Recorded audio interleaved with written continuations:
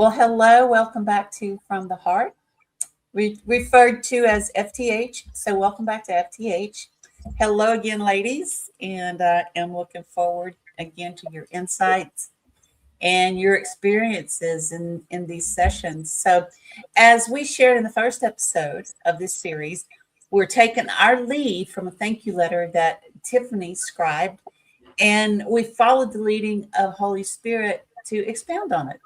So before we get started, please like and share and subscribe. So we're going to dive right in. So let's go, ladies. We're going to start with you, Avia. Hello again. And the letter states that, okay, listen to this, you guys who are watching. The letter states that what has been top of mind as of late is the greatest commandment. Love Elohim with all your heart, soul, and mind. That being said, our identity and priorities are centered on the kingdom first, not ourselves. What is a sure sign, Avia, that something has taken precedence over the kingdom, over our Messiah, in our walk and in our hearts? And how do we get back on that narrow path? That's a good question. And I had to ponder that one a little bit. So I think for me, I have a tendency from time to time to get fixed on life issues, and therefore worry and anxiety would be my first telltale sign. And my peace is gone. I noticed I don't have a peace about something, and I need to find my center, which is in Abba again. So the best approach for me has been to take a break, intentionally take a break. And that is so key. You have to force yourself and say, I'm taking a break. Tell hubby, Yes. turn off the phone. Just what? Nope, I'm going to take a break. Find a quiet space. I love that. My office is my quiet space. Or I may take a walk where I know it's going to be quiet and talk to the Father about what's been troubling me so that he can recenter me again. Because I have to give it to him. If I hold on to things, and I'm learning this in life's journey here, and it takes a while to learn these things, to walk, just to remember the word, meditating on the goodness of the Father and what he has said. And his promises are always yea and amen. That's one thing I've learned about him, is that he is always going to do his word. There's never a time that he's not going to do what he said he would do. I trust him for that. And so for me, that helps me to refocus and get back to where I'm supposed to be, and let that thing go. Like, just say, okay, Father, this is like a Rubik's Cube. I was never good at those things. I don't know those who are old enough to remember Rubik's Cubes, and I can't figure this out. Here, take this and do this for me, because I have no clue whatsoever. Sometimes I've noticed I've gone, just did that. And after a good night's rest in the morning, it comes to me. Oh, do this. Oh, okay. It's something so simple. Here I was worrying, So, but that recenters me, will point me back to where I should be, and get my peace back again. That is so key, because how many of us we don't stop and rest. We just barrel on through, and then we wonder why we're sick, why we're broke, busted, and disgusted, because we just don't rest in him. Just be still. Sometimes these words, these quotes out of the Bible, they seem so repetitive and trite, but they're so full of life.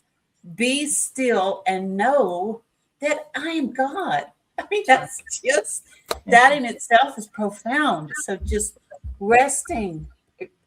I love that. I love that. And I need to do it more often. Thank you for that reminder. Because yeah, I need help in that area. Yes, I do. So, does anybody want to add to that? It's so good. And I shared this with you guys last week. Sometimes the most spiritual thing we can do is rest. Yes. Very because true. we feel like we got to keep going, get it done, do it. And sometimes it's just like, whoa. And I've learned that if I don't heed those, you need to slow down, that then I get really sick and am forced to slow down. So I would rather take an elected rest than a forced one. Yes. So, I mean, I'm still trying. I still, it's like, mission oriented, goal focused, got to get it done. And then you're like, whew, and so sometimes just going, well, you know what? I need to slow down, back up, be still.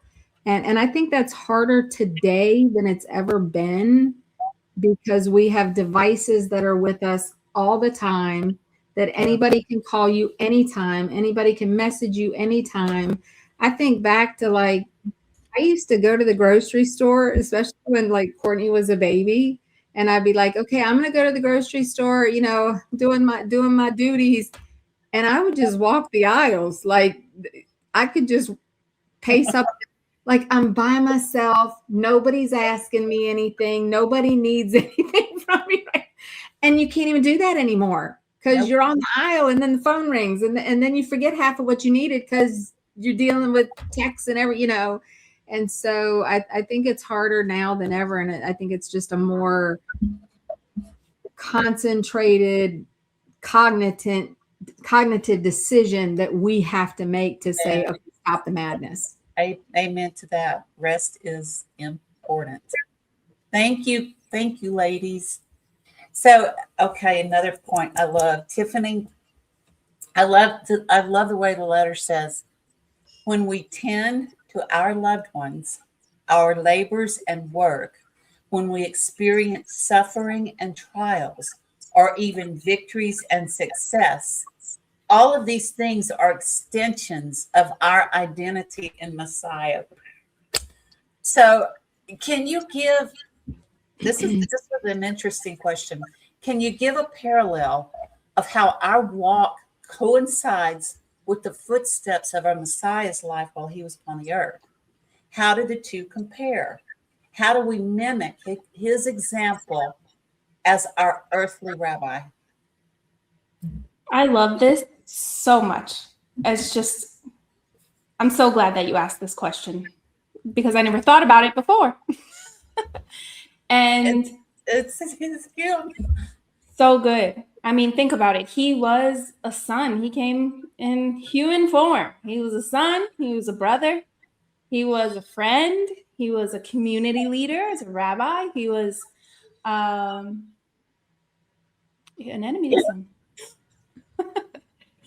True. Right. And I think about these things. I'm like, okay, so what do we know about him as a son?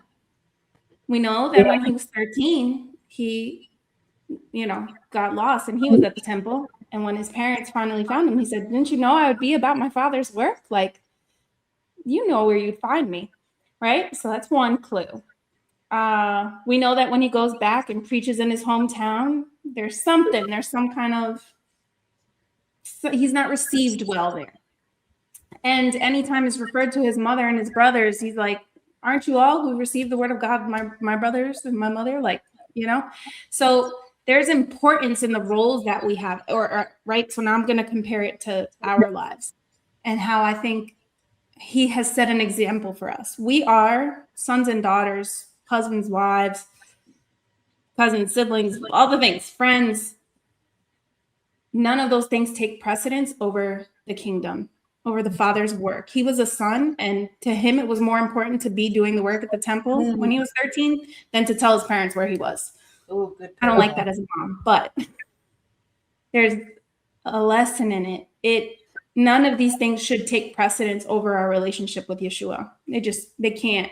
And I think that's the example he gave us, because even when he'd be out serving and healing and feeding thousands of people, he always took time to go and be alone with the Father. He always took time to go and restore his soul with the Father. And I think that we can do all of these things, and we do have to do all of these things, and they are extensions of the love that he pours into us. But if we don't prioritize the example he gave us, prioritize our relationship with, to be grafted in, to be in his presence, to do everything from that root, we give and give and give until we're empty, and we can't fill our own selves up again. So I'm 100% guilty of that. In my culture, it's called a tate quieto. Like, be still. I think I told Angie, like, you get her. Like, I threw on my back that time because I was just doing too much. And God was like, ma'am, you need to stop. And he already had told me a few times, but I wasn't listening. So, right. We really need, seems to be going back to that, like stopping and just prioritizing this relationship first. That is so good. And Avia, it ties in directly to what you said, that, we need to do is we need to rest. We need to rest. And unfortunately, people who really need it, sometimes they feel guilty to rest, because people are being pulled in so many different directions. But you're right, Tiffany. We just have to stop. It's probably backwards, but be still. Be still. It's perfect. We just have to stop and rest. I hope you guys online are listening to this. There's probably some of you right now that's saying, that's what I need. I just need to rest. Do it. Just do it. Mm-hmm. So thank you, Tiffany. Amazing. So Donna, in this part of the letter, it says, by the way, I think we're going to have that posted. I think Yeva's going to post the letter or a link to get to it. So you'll have that available.